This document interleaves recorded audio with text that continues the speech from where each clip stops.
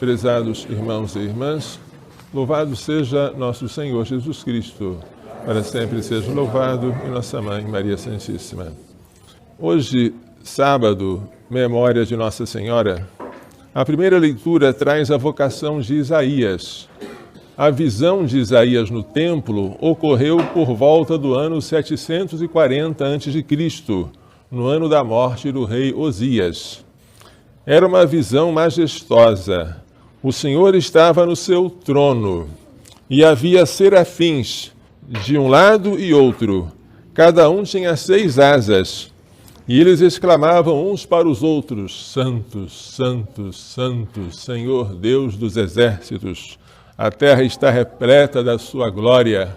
Este hino nós recitamos na Santa Missa, até hoje. Ao clamor dessas vozes, as portas começaram a tremer nas suas dobradiças, e o templo se encheu de fumaça.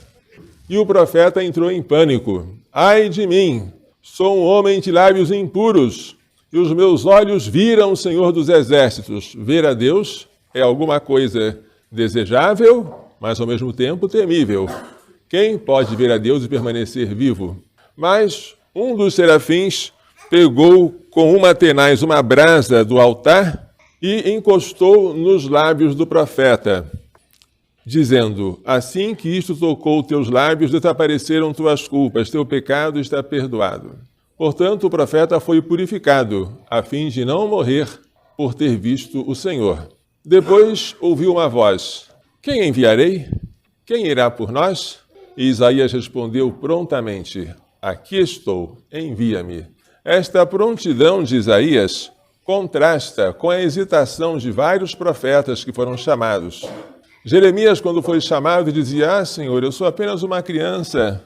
Quando Moisés foi falado, dizia: quem sou eu para libertar o povo de Israel? Nem consigo falar direito. Quando Jonas foi chamado para pregar para Nínive, ele não só hesitou, ele fugiu da face do Senhor.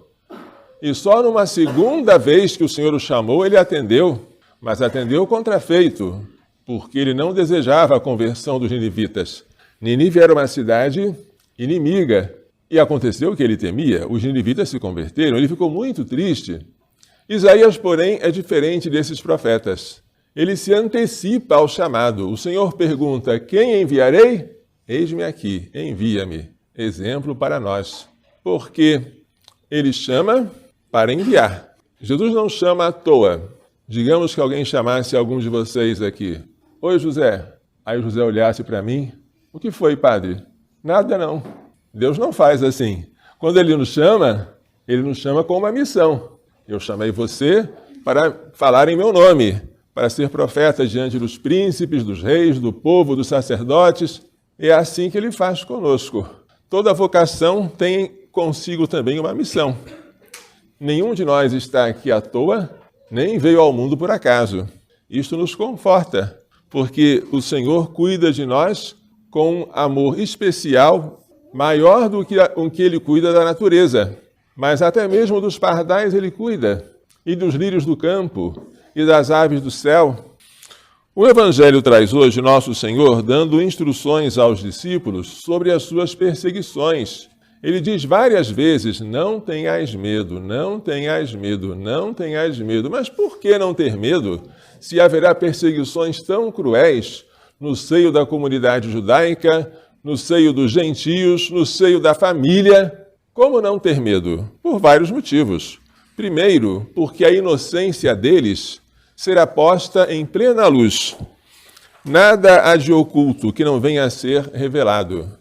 Eles podem ser até flagelados, condenados à morte, mas a última palavra não será a do juiz terreno, mas do juiz celeste, que é Deus. E ele vai inocentar e recompensar aqueles que tiverem sofrido e morrido por causa dele. Além disso, o que os homens podem fazer? Matar o corpo. Mas só isso? Se eles matam o corpo, mas não matam a alma, ou seja, eles não são capazes de me forçar a pecar, eu posso perder a vida física, mas conservo a vida sobrenatural da graça? Para que ter medo deles? A vida eterna eles não podem tirar de mim, e Deus pode me conceder para sempre. Além disso, não se vendem 2 pardais por uma moedinha? No entanto, nenhum deles cai no chão sem o consentimento do vosso Pai, e vós valeis mais do que muitos pardais. Até os cabelos de vossa cabeça, e isso não vale apenas para os calvos, estão todos contados. Não tenhais medo. Além disso, a fidelidade que vós demonstrardes aqui na terra será recompensada. Todo aquele que se declarar em meu favor diante dos homens, também eu me declararei em favor dele diante de meu Pai que está nos céus e dos anjos. Portanto, tudo o que Jesus manda para que nós não tenhamos medo é a fé. A fé dirige-se àquilo que não se vê. Mas para quem tem fé, o fundamento não está nas coisas visíveis. O nosso fundamento está em Deus que nós não vemos, no céu que nós não vemos, na intercessão dos santos que nós não vemos, na eficácia dos sacramentos que nós não vemos. Vemos só os sinais externos, mas não vemos o Espírito Santo descer sobre uma criancinha que está sendo batizada, mas nós cremos.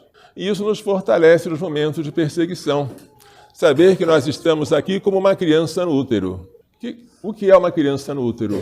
É um passageiro. Ou será que a criança fica no útero para sempre? Não, há uma hora dela nascer. Alguns nascem mais cedo, outros mais tardios, mas nenhum neném fica lá para sempre.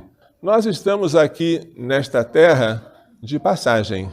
Passageiros que somos aqui neste navio, esperamos chegar até o porto e entrar na nossa pátria, que é o céu. E enquanto esperamos isso, embora haja tempestades, maremotos, ventos fortes que ameacem até encher o barco, nós sabemos que o Senhor não nos abandona.